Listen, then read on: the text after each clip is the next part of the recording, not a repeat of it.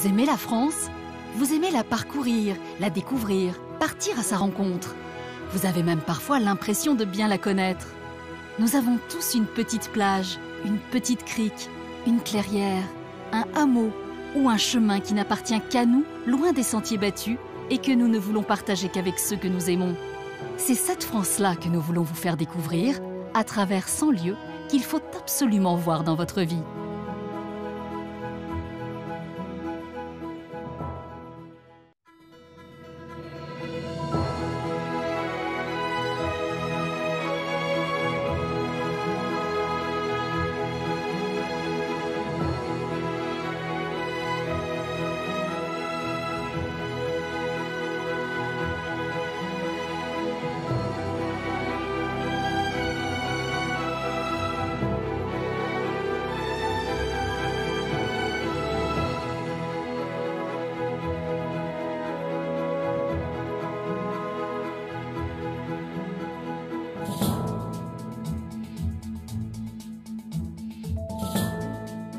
Aujourd'hui, nous vous proposons de sillonner les Hautes-Pyrénées. Un département où les habitants sont fiers de leur terroir, de leurs traditions et de leur culture. Au cours de ce voyage, vous découvrirez un observatoire astronomique unique au monde, perché à plus de 2800 mètres d'altitude. Ah oui, ici, tu es sur un des plus beaux belvédères des Pyrénées. C'est juste magique. Puis vous partirez dans le Parc national des Pyrénées, à la découverte de l'un des sites les plus spectaculaires du département. Avec un petit vent qui agite l'eau en surface et le soleil qui scintille sur les vaguelettes. Oh là là, c'est vraiment trop beau. Enfin, vous vivrez une expérience mystique au cœur du plus grand sanctuaire religieux de France. Alors déjà, c'est une des plus grandes églises au monde. C'est un exploit technique. Ce voyage, c'est bien sûr en compagnie d'authentiques Pyrénéens que nous allons l'entreprendre. Grâce à eux, vous allez plonger dans un département parfois inattendu.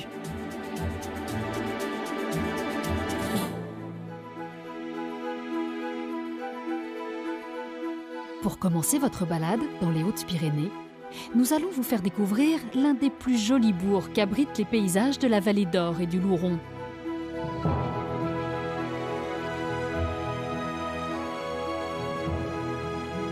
Situé à 700 mètres d'altitude, le petit village d'Arreau a su préserver son caractère pittoresque, ainsi que de nombreux vestiges issus de son riche passé.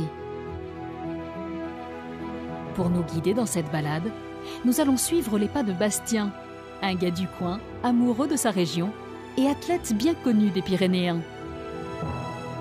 En 2017, il a remporté le championnat du monde de ski de vitesse, devenant ainsi la fierté de son département. Suivons Bastien au cœur de ce ravissant village. Niché au creux d'un vallon, Arreau fait le bonheur de ses quelques 800 habitants dont fait partie Félix. Ce pêcheur aguerri est bien connu de tous ici.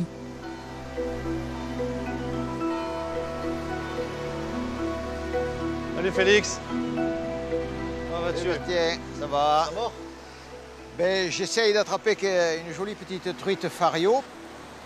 Et là, c'est un peu difficile. Mais bon, je désespère pas. Bon, j'imagine que tu es venu pour autre chose que pour m'encourager à la pêche. Je pourrais, mais pour voir le village un peu aussi. Bon, on va aller faire un tour. Allez, je replie la canne et on y va. Allez, ok. Situé à la confluence de deux rivières, les Nestes d'Or et du Louron, le village d'Arreau est bercé en permanence par le bruit de l'eau provenant des montagnes alentours. Dans Arreau, il y a le terme de l'eau. Donc Arreau est indissociable de l'eau. Et l'eau, ici, ça a été la richesse aussi du bourg, puisqu'à une certaine époque, économiquement, il y avait des moulins quasiment tous les 100 mètres sur ces cours d'eau. On n'en a plus actuellement? Ah non, ils ont disparu progressivement, c'est l'évolution moderne. Village de passage et de commerce, Arreau a longtemps tiré le bénéfice économique de sa situation privilégiée. La prospérité de cette ancienne capitale locale a laissé au bourg un riche patrimoine. Donc ici, Félix, on se trouve dans le cœur historique du village. Voilà, on est devant la halle-mairie, qui est un bâtiment ancien, puisqu'il existait en version bois du XVIe siècle a priori. Et ensuite, en 1932, ça a été refait avec une architecture plus solide. Avec ses murs extérieurs décorés par de faux pans de bois, cette jolie mairie reprend le style de nombreuses maisons typiques dans la Vallée d'Or. Poursuivons notre visite. À quelques mètres de là, dans la rue principale, vous ne pourrez pas manquer cette bâtisse gothique classée aux monuments historiques. On est devant la plus célèbre maison d'Arreau, qui a comme caractéristique d'avoir un soubassement en marbre gris des Pyrénées. Elle date du XVIe siècle. C'est une famille qui était des notables d'Arreau qui ont fait édifier cet ouvrage en reconnaissance au roi de France, Louis XI. Après avoir reçu leur lettre de noblesse, les riches propriétaires de cette maison ont souhaité rendre hommage au monarque. Alors quoi de mieux qu'une façade entièrement décorée par des fleurs de lys, au symbole de la royauté française. C'est quelque chose qu'on n'a pas l'habitude de voir, c'est assez extraordinaire d'avoir encore un vestige de cette époque de nos jours. Tout à fait. Et c'est pour ça qu'elle est très visitée. Et puis c'est une maison qui a pas une ride. Hein. Quittons Arreau et le charme de ces vieilles maisons et poursuivons notre balade dans la Vallée d'Or et du Louron. Chaque été, dès que la végétation est propice, ce sont des centaines de troupeaux que les bergers emmènent paître dans les estives. Plus communément appelée transhumance, elle attise tous les ans la curiosité de nombreux visiteurs. Si vous souhaitez en apprendre un peu plus sur le métier de berger, alors nous vous invitons à pousser la porte de cette ferme qui surplombe la vallée de Campan. Elle appartient à des bergers de haute montagne, amoureux des grands espaces et passionnés par leur activité. Salut Yann. Salut Bastien. Comment vas-tu? Bien et toi? Ça va, ça va. Et bienvenue à Ville Estive. Tu vois, là, je suis en train de finir, on est maintenant en septembre, le regain. C'est la deuxième pousse de l'année. On a fait le foin cet été, et puis là ce qui reste c'est un peu plus riche pour les bêtes puisque sur la ferme on élève des brebis. Cela fait 10 ans que Yann et son collègue Cédric ont quitté l'effervescence de la ville pour reprendre cette ferme traditionnelle de haute montagne. Mais faire tourner une exploitation en altitude n'est pas de tout repos. Bon, ben, je te propose qu'on rentre un petit peu de foin ensemble. Je te montre comment on charge le ciarré. Le ciarré, c'est ce grand sac de toile utilisé pour faire les ballots de foin. Dans les paysages en pente, c'est l'unique moyen pour acheminer le repas des brebis jusqu'à la bergerie. Ils ont à manger pour combien de temps? Là, pas longtemps, là, hein. Parce qu'il y a 200 brebis à nourrir tous les jours. C'est 600 kg de foin en hiver qu'il faut distribuer. Chaque ciaré peut contenir jusqu'à 80 kg de foin. Et la vraie difficulté dans cet exercice, c'est d'arriver à le porter sur les épaules. Ça te dit d'essayer ou pas? Je suis là pour Tente ça. le jeu, allez vas-y. T'essayes, donc tu te la quilles et là tu fais basculer. Crac, parfait. Tu le mets dans l'axe et c'est bon. Je sais pas si je peux tenir. Ça va. Faut que tu arrives à te trouver le centre de gravité, quoi. Voilà. Ok. Et bien c'est bon, Bien. tu l'as dessus, on va y aller, c'est toi qui vas la porter du coup celle-là. Bastien peut s'estimer chanceux de n'avoir qu'un seul trajet à faire. Chaque année, nos bergers peuvent transporter et entreposer jusqu'à 100 ballots de foin pour nourrir leurs troupeaux. Soit près de 8 tonnes, rien qu'à la force du dos. Tu te sens de monter à l'échelle? Je sais pas, comme ça là? Ouais. Tu te le cales? Ah ouais. Ouais. Voilà, parfait. Et bien, merci. Ouah, Bon, merci Bastien pour le coup de main. c'était éprouvant. Et tant que t'es chaud, je te propose qu'on aille chercher ensemble les brebis. On va prendre le chien. Lutte, viens au pied, viens. Allez, on y va. Recule. Sur les 200 bêtes qui composent leur troupeau, plus des 3/4 sont partis en estive. Restent à la ferme les agneaux de renouvellement, encore trop jeunes pour les pâturages de montagne. C'est une race particulière et correspond à quelque chose. Donc là, tout le troupeau que l'on a devant, à l'exception d'une bête, c'est toute la race, une race locale, Or et Campan, comme la Vallée d'Or, Arreau. d'accord, et campant, où nous nous trouvons. Donc dans cette race-là, on a des brebis noires et des brebis blanches. Tu vois, elle est plutôt élancée, avec des fines, et donc elle est très bien adaptée à des pentes très raides. Tu vas les retrouver sur les falaises, en haute montagne, à 3000 mètres. Bien que rustique, cet animal a la peau fragile. Alors pour la tonte ou les soins, mieux vaut être agile pour pouvoir les attraper. Reste à voir si Bastien saura reproduire cette surprenante prise de judo. Tu essayes ?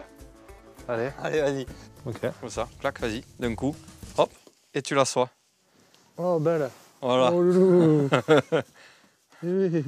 C'est bon, tu m'embauches. C'est bon, t'as le premier niveau de verger là. Je vais aller chercher la tondeuse. Tiens là. Être éleveur en haute montagne, c'est se consacrer 7 jours sur 7 et 365 jours par an à ces animaux. Voilà pourquoi Yann et Cédric ont choisi d'ouvrir leur ferme au public. Une façon ludique et conviviale de transmettre leur savoir et de faire partager leur métier passionnant. Quittons la vallée d'Or et du Louron et allons prendre de la hauteur sur l'un des sommets les plus majestueux des Pyrénées. Perché sur sa montagne, à 2877 mètres d'altitude, l'Observatoire du Pic du Midi est un véritable emblème ici en Bigorre. Depuis 1890, ce monument est entièrement dédié à l'étude du Soleil, des planètes et des étoiles. C'est à la Mongie, au pied du téléphérique, que Nicolas, géographe et responsable du site, a donné rendez-vous à Bastien. Salut Nico. Salut Bastien. On va découvrir ce célèbre pic du Midi. Eh bien allez, c'est parti. Si aujourd'hui 15 minutes suffisent pour accéder au pic, à la fin du 19e siècle, la montée était nettement moins aisée. Cela n'a pourtant pas découragé une poignée de savants fous dans leur projet d'y construire une station météorologique à l'aide de porteurs et de mulets. Ce n'est qu'en 1952 qu'un premier téléphérique est inauguré. Longtemps réservé aux scientifiques, ce site est aujourd'hui accessible à tout public. Et voilà, messieurs, dames, bienvenue au Pic du Midi. Bonne visite. Merci. Et ce que les touristes veulent voir en priorité lorsqu'ils arrivent à l'observatoire, c'est la vue panoramique que ces terrasses offrent sur les montagnes. Je viens très régulièrement au pic depuis que je suis tout petit, mais c'est toujours aussi exceptionnel. Le panorama est incroyable. Ah oui, bah ici, tu es sur un des plus beaux belvédères des Pyrénées. Hein. C'est juste magique. Comment c'est possible d'avoir une structure aussi impressionnante en haut d'une montagne? Alors, effectivement, ici, on a un édifice véritablement gigantesque. En quelques chiffres, le pic, c'est près d'1 hectare de plancher. On a plus de 12 niveaux en comptant le bâtiment interministériel et sa grande antenne. Et on a plus de 4 km de galeries. Donc c'est vraiment une infrastructure énorme. C'est un lieu qui fascine. Moi, j'ai souvent tendance à dire que c'est un lieu à la Jules Verne. C'est un lieu d'épopée, d'aventure, de science. C'est quasi futuriste. Et quitte à parler de science, il y en a un qui t'en parlera bien mieux que moi, c'est Éric Josselin, que je t'invite à aller retrouver sous sa coupole au télescope Bernard-Liot. Super, bon, merci en tout cas. À très bientôt. Bonne visite.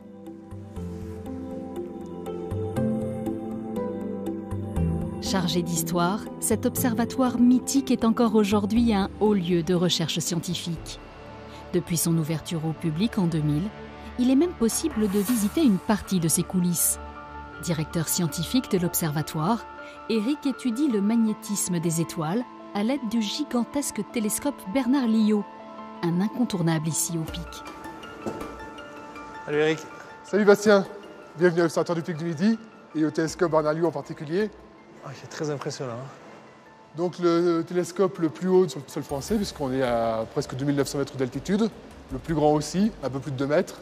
Donc si on est sous le miroir, hein, donc 2 mètres de diamètre, donc le miroir c'est... Sous ce truc métallique, il y a un miroir. Exactement. Donc c'est un gros bloc de verre qui est recouvert d'une couche d'aluminium. Donc tu vois toute la lumière collectée à travers ce miroir de 2 mètres et concentrée à l'intérieur de cette fibre optique qui va donc acheminer l'ensemble de la lumière collectée à travers la monture jusqu'au niveau 1 où se trouve l'instrument qui va enregistrer et analyser la lumière collectée sur les étoiles.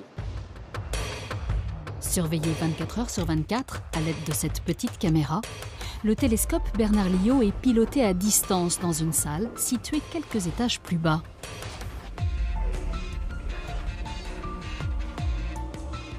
On arrive ici dans la salle secrète.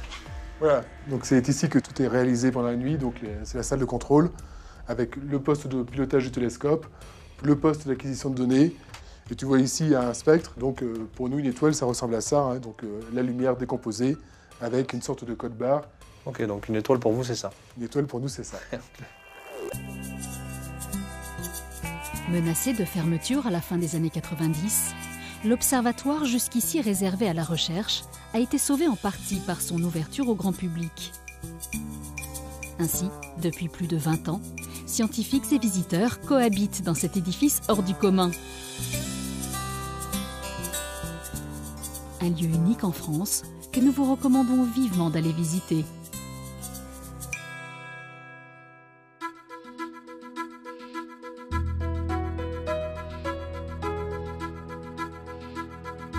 Les Hautes-Pyrénées possèdent décidément bien des richesses.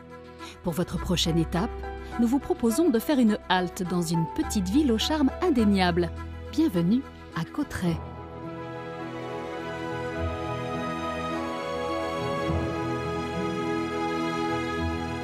Située à 950 mètres d'altitude, Cauterets est l'alliance parfaite d'une petite ville de montagne et d'un village aux allures citadines. Accueillant près de 6000 curistes chaque année, c'est une des stations thermales les plus réputées des Hautes-Pyrénées. D'origine chilienne, Hortense est très attachée à son département d'adoption. C'est elle qui nous accompagnera lors de cette nouvelle escapade.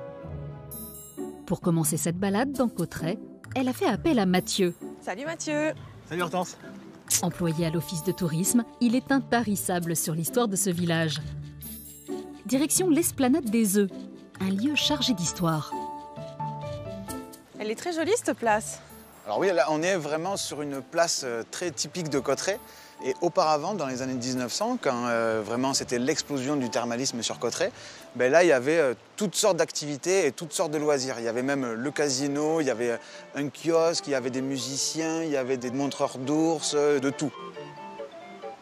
On a vraiment l'impression d'avoir une mini place de Paris qui s'est implantée au cœur de Cauterets. Alors tout à fait, en fait, si tu veux, ici, l'esplanade s'est construite en plusieurs parties.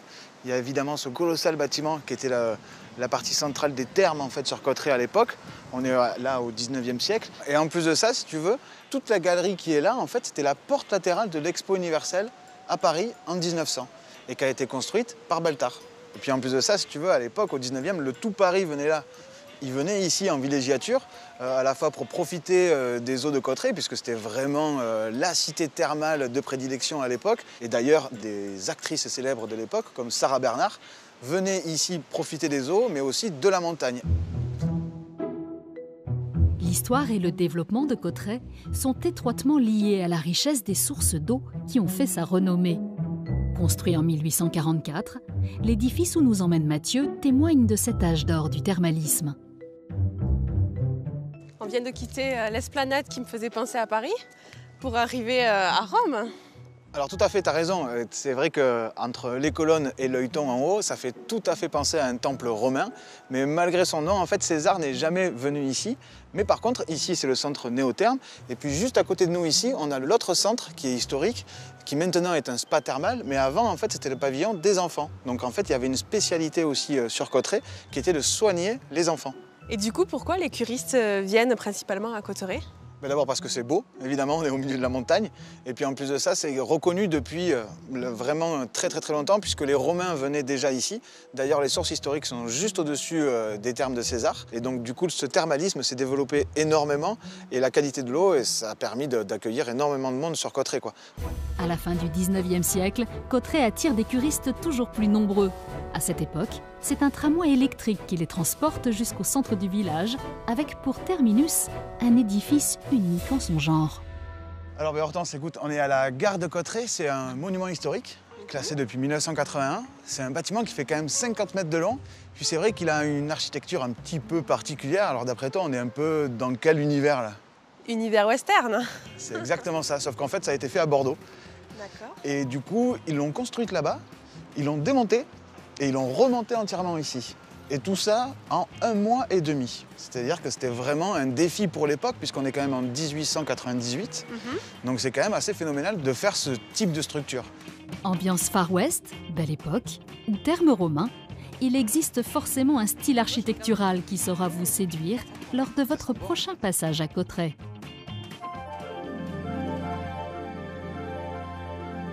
Aux portes de ce village, de nombreux sentiers offrent aux visiteurs la possibilité de s'échapper et de prendre un bol d'air pur dans le parc national des Pyrénées. C'est au cœur de ce territoire sauvage et préservé que nous retrouvons Hortense. Direction le célèbre pont d'Espagne, où l'attend Vincent, guide accompagnateur de haute montagne. Bonjour Vincent. Bonjour Hortense. Comment vas-tu? Bien et toi? Ça va. Tu as fait bonne route? Très bien. Autrefois lieu de passage pour les échanges avec l'Espagne, ce pont est aujourd'hui le point de départ vers l'un des sites les plus visités du département, le lac de Gaube. Pour accéder à cet endroit mythique, certains feront le choix de la randonnée via le GR10. Pour les autres, il existe une deuxième option bien plus rapide. Nous arrivons au départ du télésiège Hortense, qui va nous amener en un quart d'heure à proximité du lac de Gaube. Avec ce temps, ça va être merveilleux. Hop. Merci. En l'espace de quelques minutes, ce télésiège bien pratique vous fera gagner 200 mètres de dénivelé sans effort.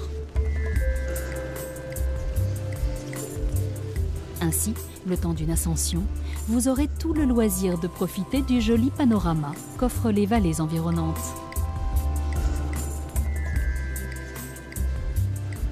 Bienvenue. Merci camarade. Allez-y, relevez la barre. Et vous descendez juste ici à gauche. Allez-y. Hop là. Bon, pour le lac de Gaube, c'est facile, il faut suivre la flèche là. Hortense et Vincent vont devoir marcher 20 petites minutes avant d'arriver à destination. Une balade bucolique à l'ombre de sapins centenaires. Alors, tu vois Hortense, ici, on voit les arbres couverts de filaments verts. Ils sont partout autour de nous. Et effectivement, on en voit partout. Ça, c'est une espèce particulière de lichen. Donc le lichen, mi-algue, mi-champignon. D'accord. Et celle-ci est un excellent marqueur de la bonne santé de l'air, de l'absence quasi totale de pollution atmosphérique. C'est bien connu, partir à la montagne, c'est prendre un grand bol d'air pur. Mais ne nous arrêtons pas en si bon chemin, car quelques centaines de mètres à peine nous séparent du splendide lac de Gaube, niché au cœur de sa vallée glaciaire. En toile de fond, le Vignemale, plus haut sommet des Pyrénées françaises.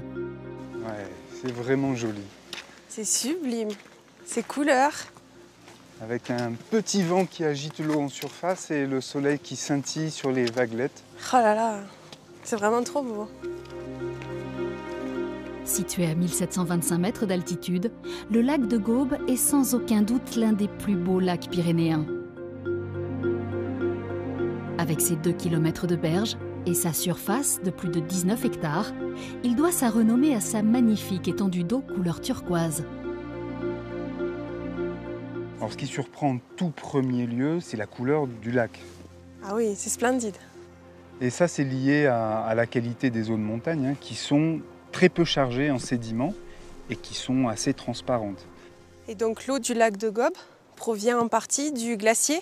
En partie, mais pas seulement. C'est des eaux de source, c'est des eaux de ruissellement de surface après les pluies, et c'est de l'eau de fonte des glaciers qui restent sur la face nord du Vignemale.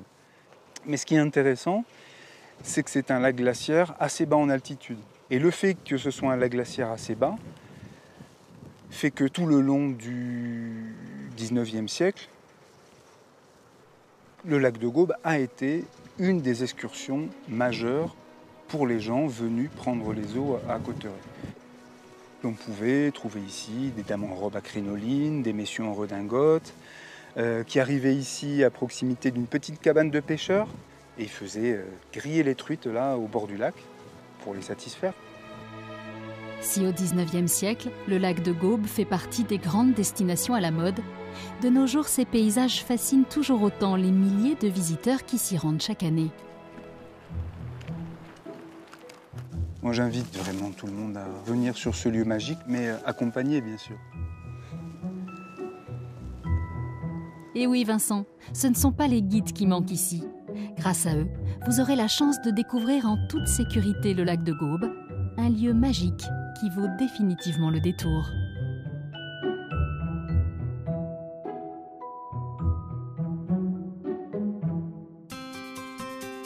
Si lors de votre randonnée, vous n'avez pas eu la chance de découvrir la faune sauvage pyrénéenne, sachez qu'il existe un parc où vous pourrez l'observer en toute tranquillité. Implanté sur plus de 14 hectares, non loin d'Argelès-Gazost, le parc animalier des Pyrénées vous invite à vivre une expérience inoubliable au beau milieu des montagnes.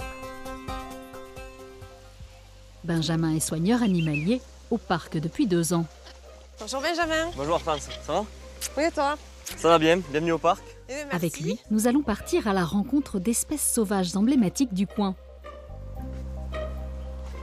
Direction l'enclos du carnivore le plus traqué et le plus méconnu d'Europe. Le loup gris. Ça te dit de m'aider à les nourrir? Je vais essayer. Allez, on y va.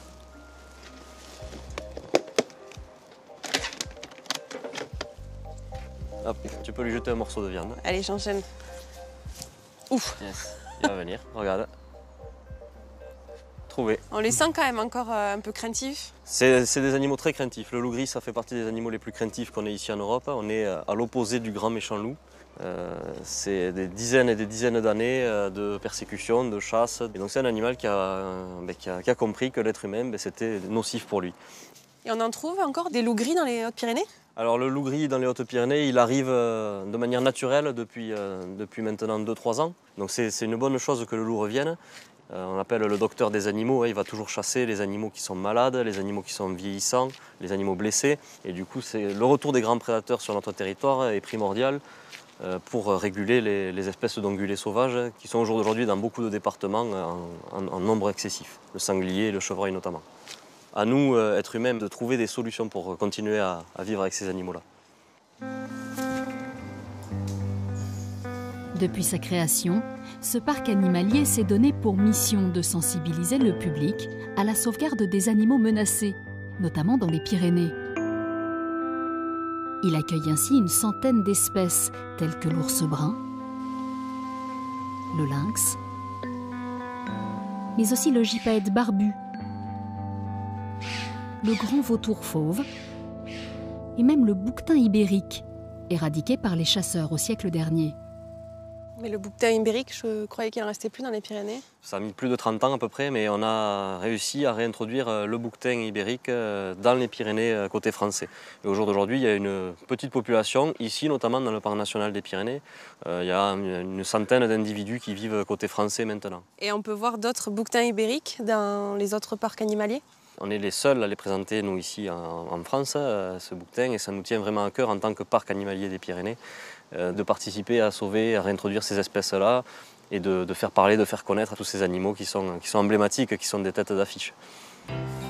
Si les bouquetins ibériques sont les vedettes du programme de réintroduction du parc, les stars que tout le monde s'arrache ici, ce sont ces petites marmottes joufflues, vraiment pas farouches. Et quand il n'y en a plus?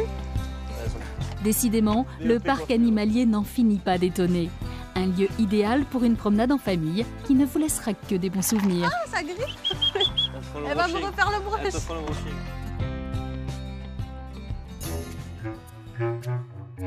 En poussant votre visite à 20 km plus au nord, vous tomberez forcément sur cette manufacture située à Esquies-Serres. Une entreprise familiale qui confectionne couvertures et lainages depuis 1891. Damien est l'arrière-petit-fils des fondateurs des lieux. Étape par étape, il va nous expliquer le processus de fabrication de ces étoffes 100% pyrénéennes. Dirigeons-nous dans un premier temps là où tout commence, le stock. Dans cette pièce exiguë, Damien entrepose sa matière première, la laine. Des centaines de toisons brutes fournies directement par les éleveurs locaux. Si tu touches ces laines, elles sont très grasses. Donc la première étape, ça va être de débarrasser ces laines en fait, de tout ce gras qu'elles contiennent. Donc ça, c'est la laine qui a été lavée et qui du coup n'a plus aucune impureté? Voilà, ça c'est la laine qui est complètement propre. Donc maintenant, on va la mener à la prochaine étape. Tu vas m'aider, on va partir en chariot et on va la carder. Allez, c'est parti. Et à droite. Étape importante, le cardage consiste à démêler et à lisser la laine. Disposée à l'entrée de cette machine, elle va peu à peu être entraînée par des rouleaux munis de milliers de petites pointes métalliques. Donc voilà ce que devient la laine une fois qu'elle a été cardée. Donc il y en a une partie qui va devenir un matelas moelleux comme ça, qui va servir pour la garniture des couettes. Ah, c'est impressionnant. C'est marrant, c'est tout doux, c'est tout moelleux. Et également une autre partie donc, qui va être travaillée un peu différemment. Tu vois, c'est ce voile-là qu'on va venir retordre pour obtenir le fil qu'on va utiliser ensuite dans les métiers à tisser. D'accord. Le métier à tisser, c'est cette imposante machine mécanique utilisée par Damien pour fabriquer ses étoffes. Donc là, le principe, en fait, ça va être d'entrecroiser des fils de chaîne avec des fils de trame. Donc les fils de chaîne, c'est les fils qui sont dans le sens de la longueur. Et les fils de trame, c'est les fils qui vont passer dans le sens de la largeur. Et en entrecroisant ces fils, en fait, ça va donner cette toile. Voilà. Une fois le tissage terminé, les étoffes vont être grattées, puis découpées pour enfin être travaillées dans l'atelier de confection. Donc tous les produits qu'on trouve dans ta boutique sont confectionnés ici dans cet atelier. Donc là, je peux te garantir que 100% des produits vont passer entre les mains des couturières et passent par cet atelier. C'est une entreprise familiale, on est la 5e génération et nos parents ont su nous apporter et nous transmettre vraiment ce flambeau et cette passion qui maintenant font la force de l'entreprise à l'heure actuelle. Depuis sa création il y a 126 ans, le savoir-faire de cette famille n'a jamais failli. Si vous souhaitez en savoir un peu plus sur ce travail 100% artisanal, Damien et son équipe vous ouvrent grand les portes de leur atelier toute l'année. La prochaine étape de votre périple pyrénéen se situe à seulement 15 petits kilomètres de la manufacture. Implantée sur son promontoire au-dessus de la vallée des Gaves, voici la jolie petite commune de Saint-Savin. À l'intérieur de cette imposante demeure qui donne sur la place du village, vous trouverez l'une des tables gastronomiques les plus réputées du département. C'est ici que travaille Jean-Pierre, le maître cuisinier des lieux. Ce chef passionné aime célébrer son terroir au travers de ses plats. Bonjour Jean-Pierre. T'as passé une bonne matinée, ça a Oui, été très bien. Eh bien, il faut que tu sois en forme parce qu'on a du boulot là. Au programme cet après-midi pour Hortense, petit cours de cuisine autour d'un plat emblématique, la garbure. Donc la garbure, c'est un plat très rustique. C'est un plat convivial avec des produits de cette belle région. Le haricot tarbé, Ouais. le chou, les navets, des carottes, du céleri, un peu de thym, des coins de jambon et des crosses de jambon. Ensuite, le noir de Bigorre, indispensable aussi. Ce que tu vas pouvoir faire peut-être d'abord, c'est commencer à éplucher les carottes. Les carottes. C'est important, Jean-Pierre, d'avoir des produits locaux comme ça pour ta garbure? C'est très très important. J'ai souvent cette image, un cuisinier, c'est un paysan qui a mal tourné. Il doit être le VRP de sa région et mettre en avant toutes les productions de sa région. Donc moi, si tu veux, je milite depuis des années et des années dans ce domaine. Je suis connu pour ça. Tous ces produits du terroir sont les ingrédients de base indispensables à la bonne réalisation de notre garbure. Une soupe qui autrefois était le plat quotidien des paysans montagnards. Alors tu vois, cette garbure, donc, il nous faut une taille de légumes très rustique pour respecter justement ce terroir profond. Donc c'est une taille à la paysanne. Et là, la taille paysanne, c'est le légume, en définitive, qu'on coupe de façon comme ça, des grossières. Bon, je te laisse faire, tu vois à peu près. À toi d'œuvrer. Voilà, très très bien. Qu'est-ce que tu veux de mieux? Si la garbure est une recette accessible aux cuisiniers les moins expérimentés, le secret de sa réussite réside dans quelques petites astuces que va nous révéler Jean-Pierre. On fait un bouillon avec le camaillou, donc ce haut de jambon, qui vient parfumer, parce que dans la garbure, l'essentiel c'est d'avoir ce goût justement de ce haut de jambon. Tiens, approche-toi, sens, tu vas voir, mais ça a été un peu mijoté avant, qui va nous permettre d'intensifier le goût. Voilà, c'est une petite astuce. Et donc on met les légumes? Alors les légumes, on va les faire revenir avec un peu de graisse de canard. À consommer avec modération, bien sûr. Mais là, en l'occurrence, celle-ci est indispensable pour apporter de la saveur à nos ingrédients. Allez, vas-y. Voilà, on va mouiller avec le bouillon qu'on a préparé, dont je te parlais tout à l'heure. Hein? D'accord. Voilà. Alors, on y va. On va pas tout mettre? Si, si. Si? Donc ça, tu vois, c'est la garbure classique, rustique de Bigorre. Mais il y avait aussi des variantes. Lorsqu'on voulait un peu enjoliver le plat, pour un côté plus festif, on ajoutait du confit. Tu vas me le passer. Confit qui peut être de canard, comme celui-ci, ou du confit d'oie, ou voire du confit de porc aussi. Voilà, très bien. Bon, alors maintenant, on a tous les éléments et on va faire une prière pour que ce soit bon. Hein, et puis c'est tout. Eh bien, allez. Il n'y a pas de raison, il n'y a pas de raison. Non. C'est parti pour 3 heures de cuisson minimum pour notre garbure royale. Et oui, car plus votre garbure mijotera, meilleur sera son goût. Ah, la dégustation. C'est un plat rustique, mais quand même qui a de la gueule quoi, dans l'assiette. Hein. Ah oui, ça c'est sûr. Ça donne envie de goûter. Quoi, hein. Oui. Alors, hein, on y va? Il y a vraiment une teneur puissante en légumes. Hein. C'est super bon. J'en ai déjà mangé des garbures, mais alors celle-là, c'est peut-être parce que c'est moi qui l'ai fait avec toi. C'est certain, c'est certain. En tout cas, je me régale là. Bon, à la bonne heure. Oui. Amoureux de la bonne chair, le restaurant de Jean-Pierre est fait pour vous. Vous y goûterez une cuisine généreuse et authentique, directement inspirée des spécialités traditionnelles du département.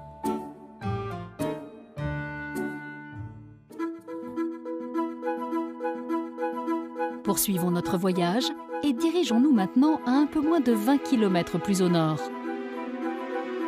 Nous allons vous faire découvrir un lieu unique au monde, situé dans l'une des villes les plus touristiques de France, le sanctuaire de Lourdes.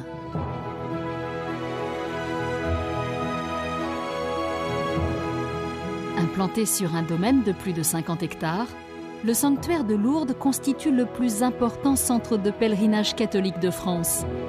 Chaque année, des millions de visiteurs viennent du monde entier dans cette petite ville où au XIXe siècle, une jeune fille prénommée Bernadette aurait rencontré la Vierge dans une grotte près de la rivière.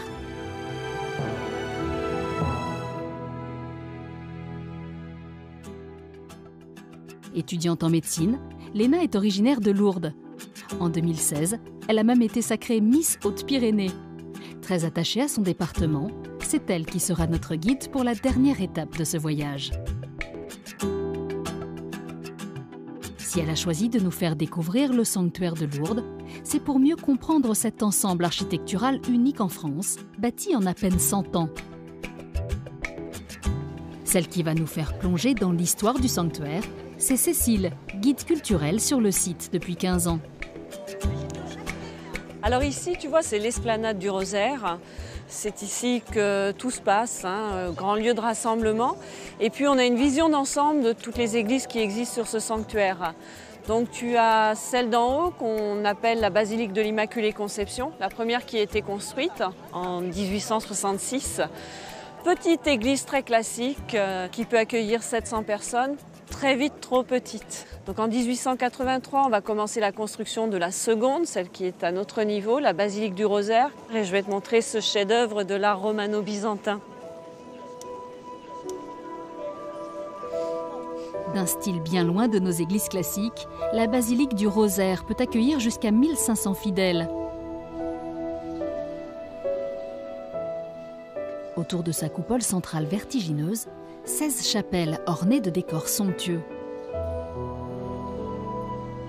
C'est des mosaïques, c'est ça? Voilà, ce sont ce qu'on appelle des mosaïques byzantines. Et le but de cette église, c'est un livre d'images. Et c'est en France une des églises où on a le plus de mosaïques byzantines, puisqu'on a un peu plus de 2000 m² de mosaïques, ce qui est là aussi quelque chose d'extraordinaire. Donc je vais te montrer une des chapelles que j'aime particulièrement. Si tu veux bien me suivre, allons-y. Comme tu peux le constater, elle est resplendissante. Alors, les mosaïstes ont fait un travail remarquable. Il s'agit de ce qu'on appelle la Pentecôte. Moi, comme je dis toujours, c'est une église où chacun y trouve son compte. parce que celui qui veut une lecture religieuse va être marqué par chacune des chapelles, et celui qui est purement intéressé par les arts décoratifs va également y trouver son compte par la densité et la variété des décors. Chef-d'œuvre du XXe siècle, la basilique du Rosaire va vite, elle aussi, s'avérer trop petite pour accueillir tous les pèlerins. Pour répondre à leur affluence grandissante, la construction d'une troisième église devient alors nécessaire. Mais pour ne pas rompre avec la perspective du sanctuaire, c'est sous terre que cet ouvrage va être bâti.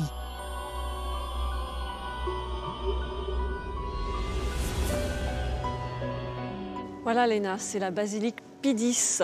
Tu dois la connaître en tant que Lourdaise. Ah oui, alors c'est vrai que ça fait quelques années, depuis j'ai quand même grandi, mais je me sens toujours aussi petite face à l'immensité de ces arches. Là, c'est impressionnant, hein, c'est très imposant. Alors déjà, c'est une des plus grandes églises au monde. 14 000 mètres carrés, un peu plus. 210 mètres dans la longueur, 80 dans la largeur. C'est un exploit technique. Alors à l'époque, on a utilisé un béton qui était tout nouveau, qu'on appelle le béton précontraint, et qui permet d'avoir des portées très très larges, sans piliers, puisque ce béton précontraint est toujours en mouvement, en balance. Et on a des portées de 80 mètres, 60 mètres, et pas un pilier. Et ça donne toute la symbolique à l'espace, une nef unique qui ressemble à une carène de bateau inversée, et qui, dans la religion, rappelle l'arche de Noé, évidemment. Que votre quête soit spirituelle ou non, visiter le sanctuaire de Lourdes, c'est s'immerger dans l'histoire d'un lieu centenaire, au patrimoine architectural aussi varié qu'exceptionnel. Une destination à ne pas manquer lors de votre prochain voyage dans les Hautes-Pyrénées.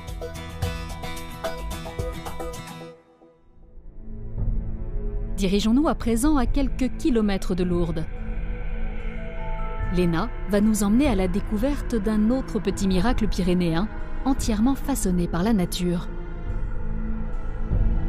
Depuis son ouverture au public en 1903, la grotte de Bétharram est une des attractions les plus réputées du département.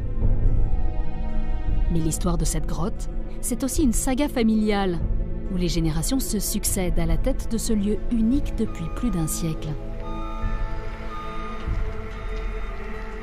Bonjour. Bonjour. Enchantée. Merci. Alors, vous voulez un petit café pour vous réchauffer? Avec plaisir, volontiers. Aujourd'hui, c'est Albert qui gère et perpétue cette aventure familiale. Et ce n'est pas un hasard si le propriétaire de la grotte a choisi cette salle prestigieuse comme lieu de rendez-vous. C'est magnifique ici. Moi, je m'attendais à arriver dans une grotte. Je me retrouve dans un café un peu art déco, là. On est où ici? On est à la sortie des grottes de Bétharram. C'est un hall d'accueil qui a été construit par mon grand-père en 1924. D'accord. Et donc, pour accueillir les gens qui sortaient des grottes, il a fait ce bâtiment. C'est un des premiers bâtiments en béton armé de France. Donc, vous voyez, c'est un bâtiment historique et magnifique. C'est le travail de toute une famille au fil des générations. C'était un homme visionnaire pour faire évoluer les grottes et accueillir les clients. Albert représente la 4e génération à la tête de Bétharram. C'est son arrière-grand-père, Léon, artiste peintre et photographe, qui a eu l'idée d'ouvrir cette grotte au public au début du XXe siècle. C'est aussi lui qui a entrepris les premiers aménagements à l'intérieur afin d'en faciliter l'accès. Voilà. Allez, venez. Merci. Venez. Aujourd'hui, un parcours souterrain de presque 3 km permet de visiter les 3 étages de galeries creusées par l'eau dans la montagne calcaire. Albert nous emmène dans la partie supérieure, la plus vaste de toutes, réputée pour ses plafonds exceptionnels. Alors vous voyez, on est dans la plus belle salle de ces grottes de Bétharram, qui s'appelle la salle des lustres, parce qu'il y a beaucoup de concrétions, de stalactites qui pendent à la voûte, qui ressemblent à des lustres géants. On n'imagine pas ce qu'il y a sous terre, alors qu'en voiture, on admire les montagnes. C'est magnifique, c'est impressionnant. Un spectacle féerique, entièrement naturel. Car depuis quelques millions d'années, ce sont les gouttes d'eau qui façonnent et sculptent le sous-sol de cette grotte. Et parmi toutes ces formations, il y en a une qui attire particulièrement l'attention des visiteurs. Nous voici devant la colonne en formation.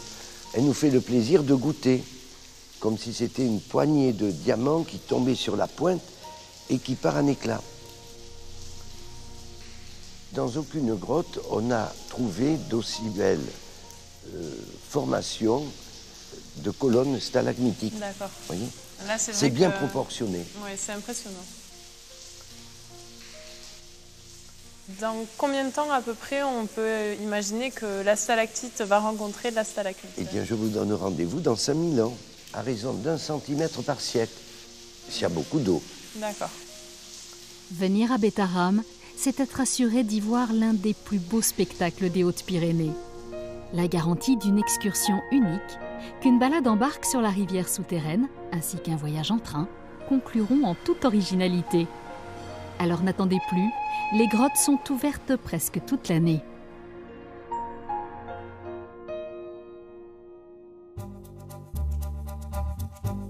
Poussons notre balade à 20 km au nord et faisons une halte à Tarbes, capitale du département. Pour la dernière étape de notre voyage, nous vous proposons une petite escapade en voiture de collection.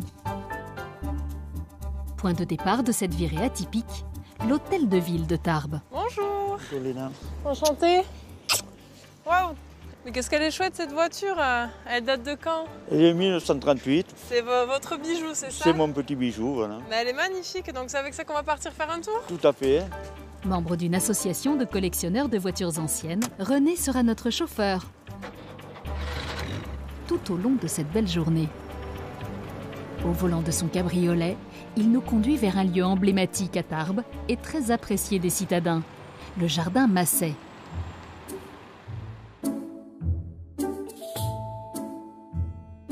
Véritable écrin pour les botanistes, ce havre de paix a été labellisé Jardin remarquable en 2004.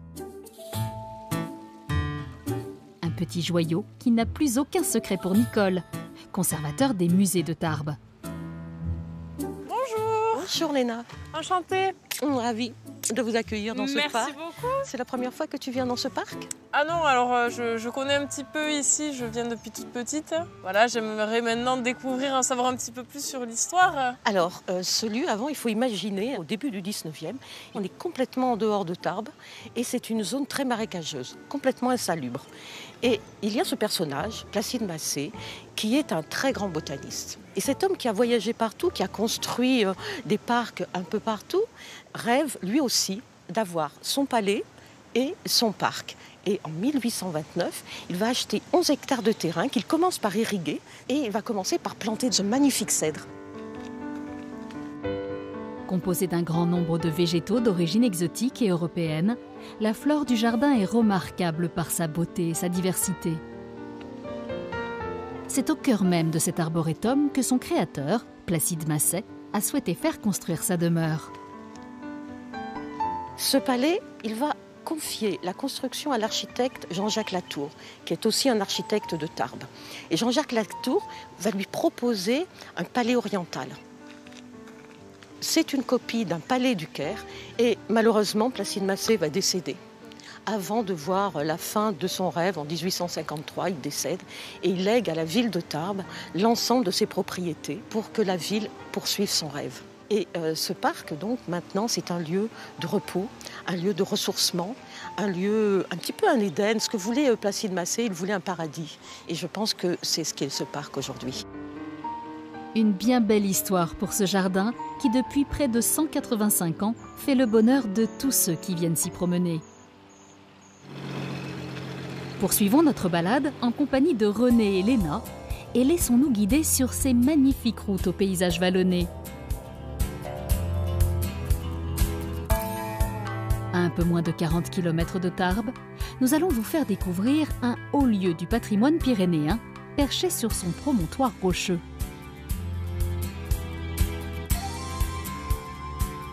C'est Isabelle, une guide chevronnée, qui va nous en dire un peu plus sur cette forteresse médiévale. Bonjour. Bonjour. Bienvenue au château de Mauvezel. Merci beaucoup. Waouh, il est impressionnant ce château, Ah, il vous est avez magnifique. vu? Effectivement, c'est un très très beau château médiéval, construit entre le 11e et le 15e siècle. Alors il est très connu pour la construction de son grand donjon, puisque c'est Gaston Phébus, le grand seigneur local, qui a construit ce grand donjon au XIVe siècle. c'était la guerre de 100 ans, donc on risquait les attaques des Anglais, les attaques des Armagnacs. Et donc Gaston Phébus a construit ce donjon pour protéger et faire un état pyrénéen et contrôler absolument tout le territoire. Alors justement, on se demande, est-ce que stratégiquement ça a fonctionné pour le coup? Oui, complètement, puisque le château n'a jamais été attaqué. Il a été assiégé simplement une fois, mais il n'a jamais été attaqué. C'est vrai que le château de Mauvezin, c'est l'endroit à côté duquel on ne peut pas passer. On ne peut pas passer à côté. Déjà, vu sa position, on le voit de loin, ça c'est bien vrai. Vous l'aurez compris, le château de Mauvezin est un incontournable qui émerveillera tous les amoureux de l'architecture militaire médiévale. Avant de clôturer notre balade, René a réservé une surprise à Léna. Direction le village de Tournaille, à seulement 10 petites minutes en voiture. C'est ici, dans cette conserverie réputée, que se réunissent régulièrement les membres de l'association dont fait partie René. Bonjour! Enchanté! Bonjour, je te présente Léna. Jean-Bernard est le patron de cet établissement gourmand et convivial. Mais sa passion ne se limite pas uniquement à la fabrication du foie gras. Vous aussi, vous êtes membre de l'association? Oui, tout à fait. Je possède une Morse de 1922, une limousine. Celle qu'on voit ici? Voilà, je l'ai sortie pour cette belle journée. Voilà la passion des bons produits et des belles mécaniques. D'accord, mais je comprends que les membres de l'association aiment se retrouver ici, du coup. Tout à fait, oui. C'est les habitués? Ils viennent assez souvent, surtout l'été, quoi. On fait des petits casse-croûtes avant de partir en balade dans nos belles Pyrénées. Des balades exceptionnelles que vous aussi, vous pourrez un jour peut-être partager avec les membres de cette association. Notre voyage est maintenant terminé. Vous savez désormais que le département des Hautes-Pyrénées a bien des richesses à partager. Autant de lieux qu'il faut absolument voir une fois dans votre vie.